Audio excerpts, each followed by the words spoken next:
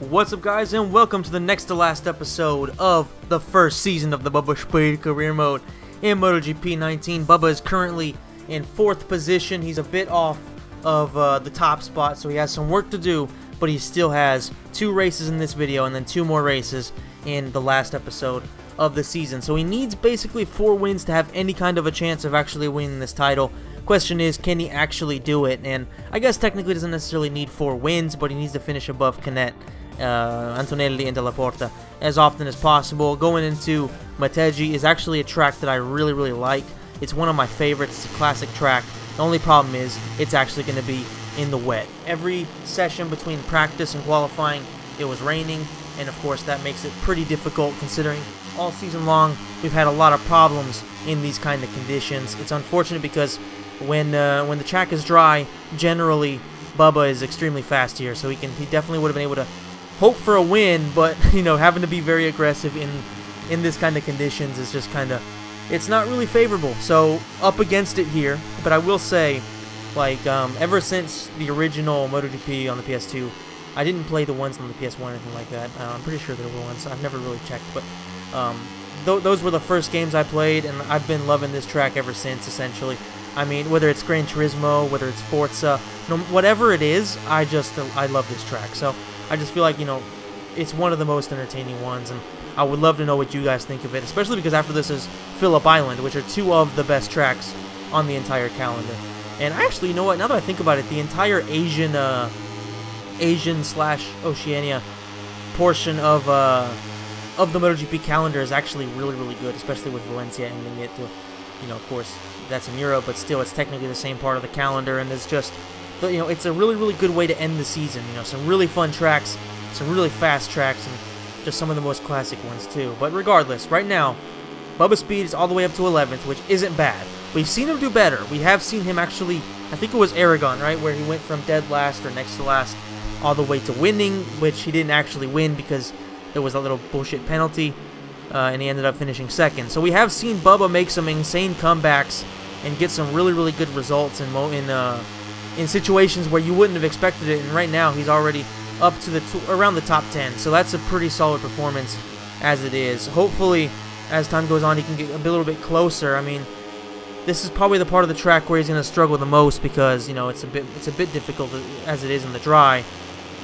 In the rain, it just makes things a hell of a lot more difficult, especially this part right here where you have to slow down quite a bit. Doesn't really seem like it, but it's actually really hard because if you mistime that, then you're going to come out of this really poorly. I like to cut it a little bit close, cut it a little bit, you know, towards the inside more than other people do, more than the AI does at least, because I just feel like it gives me a much better drive, which, as you can notice, I was able to get Bubba a couple of positions there and gain him, you know, a bit of ground towards the top guys. So I just feel like sometimes using the perfect lines isn't necessarily the best thing to do in a video game. I know in real life it's very important, and actually my dad sent me a good video, a good guide on how to get all the perfect lines and the trajectories down, and of course that's really good. That's very helpful, but at the same time, sometimes, especially when you're in the midst of a battle with AI who doesn't really vary more than a couple of inches in terms of lines, you do sometimes need to exploit different, you know, basically just different lines and try to take some advantages where you can, especially because at some points AI breaks a little bit too much. Like right here, this is where Bubba's going to gain the most ground because for some reason they just slow down so much there, and there's literally no need for it. There's really no need at all. Like here, you have to kind of come out of it a bit slow so you can hit this right turn, but you can go flying through that one little dink to the right, and I just don't understand why they slow down so much. So Bubba's going to take advantage of that, almost gets himself in the top 5, and there you go, he actually is able to by getting past Arbolino, and he's up to 4th position. So he's actually pretty damn close to the front runners. If he doesn't make any mistakes, then there's no reason why he can't actually win this race. Whether or not it'll happen is kind of hard to predict, especially because now he doesn't really have anybody to push off of, which is always very helpful in the rain. Well, I guess technically now he does, because of course when it comes to a straightaway he's going to get just blasted. I mean, just look at this. I mean, one thing is to be drafted, another thing is just to have such a big top speed of disadvantage, which is just consistently making it difficult. But he did really well with that turn. finally got it right, slowed down just enough, which sets us up very well for this portion of the track. Don't want to go in too hot, like I said, but you also don't want to cut it too close. There, I definitely cut it too close, and my attempt to close in on the turn really was ruined by Minho. Unfortunately, that slowed us down a lot. I feel like we definitely could have gained a lot of ground there if what we were trying to do would have come off, but it just wasn't meant to be.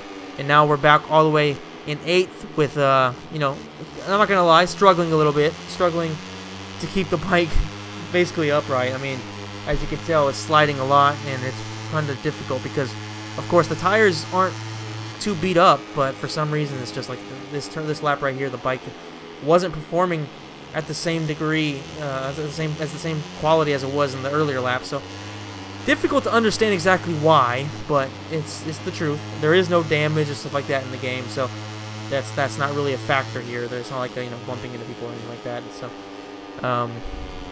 that's something to consider. But regardless, Bubba's having a really hard time right now, losing a lot of speed coming out of turns because as soon as he gets on the gas, the rear tire just goes flying out, and it's a bit difficult. But he is right past Arbolino again, on Suzuki's ass, passes him around the inside.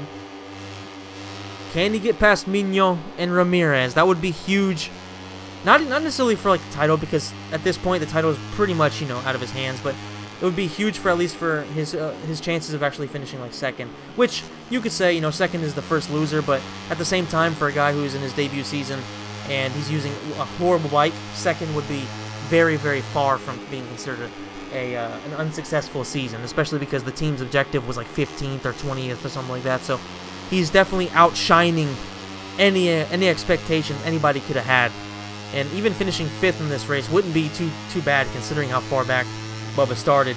He's still right there with Ramirez, who, to be fair, is doing a good job of racing his own race, not being too worried about getting passed by Bubba. Bubba runs wide, he blows it, gets passed by 3 guys, but there's still enough space and enough time for him to get past all these guys. Ramirez actually blows it there. Minho gets past as well. Bubba gets actually a pretty good drive coming out of there. Can he actually finish in 4th? He gained, yeah, there it is. He is, unless he gets fucked over. There we go. He essentially gained 3 positions in like the span of a turn and a half. So actually really good end of the race for Bubba, who unfortunately was a second and a half off of the top spot though. So he wasn't really close, but you know, and all 3 guys he wanted to beat finished above him. So that's actually a pretty horrible result in terms of the championship standings, but an excellent result in terms of the performance and how things started off. And now he's 43 points behind Canet with 3 races left, so it's essentially over. Like, if Canet just finishes second in all the races, then there's really no shot for Bubba. Unless Canet crashes, then you would pretty much expect this to be over. Meanwhile, of course, Bubba's team is at 245 points, and just about every single point is thanks to Bubba. So, basically, no thanks to Yarmachenko or whatever the guy's name is. No thanks to whoever his other teammate is. This is all Bubba. And in Phillip Island, Bubba actually starts from the front, but he gets a horrible start. And that's not something you want to see on a track like Phillip Island, where you essentially go full throttle all the way through the first turn, especially when, you know, at the start, not necessarily on the second lap, but on the start from a stop start, you kind of have to you just kind of have to have full throttle through the entire turn. But I feel like Bubba can definitely do his own right there, like right here. Like this is a turn where actually you're gonna see a lot of ground being gained every single lap, because it's one of those where the AI just kind of slows down, and I don't really understand. The only thing that's going to be unfortunate is that Bubba does have that top speed advantage, disadvantage that he has had consistently all season, but I just feel like this is a track where Bubba can definitely show what he's got. It's very fast, which of course doesn't really go in Bubba's favor, but there's also a lot of nuances to it, and you can definitely steal a second or two here or there on the AI. And of course, the objective here is to get a win. Anything less than a win is essentially unacceptable, because that would guarantee Bubba to have 0 chance of winning the title, even though even right now it's extremely slim. But he still has to go and do whatever he fucking can to get that title. Imagine in his first season bringing home a title with such a trash team. That would pretty much be, I'm not gonna say it's like, you know, historical in some way, but it would definitely be something that would be remembered for a very, very long time. But, of course, everything is stacked up against him. But Phillip Island is another one of those tracks, like Motegi, that is just magical in my opinion. There's just so much history to it. It's just so fun to play on, and I can't even imagine how fun it must be to actually race around it.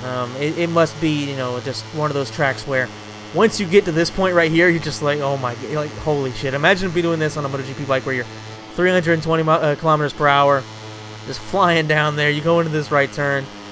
Imagine that. It must be an amazing feeling, and something that, you know, very few people can truly experience. Of course, you know, even on superbikes and stuff like that. But I would assume that there's nothing quite like being on a MotoGP bike and on a track like Phillip Island. I almost feel like some tracks like Sachsenring, they're kind of wasted on the big bikes, and they're actually better for Moto3 and stuff like that. But some tracks like this are just built for powerful bikes like MotoGP bikes. So it must really be an amazing feeling. And Bubba's doing his absolute best right now to keep ahead of these guys. But the important thing really is for Bubba to have, I'm not even gonna say like a big gap above the guy above second place going into the last turn, because yes, it's definitely a long straightaway, and it's kind of long before you get to the actual finish line. But I just feel like Bubba can get a really, really good drive out of that turn and probably set himself up to have enough of a gap and enough speed to not get past at the very end of it. So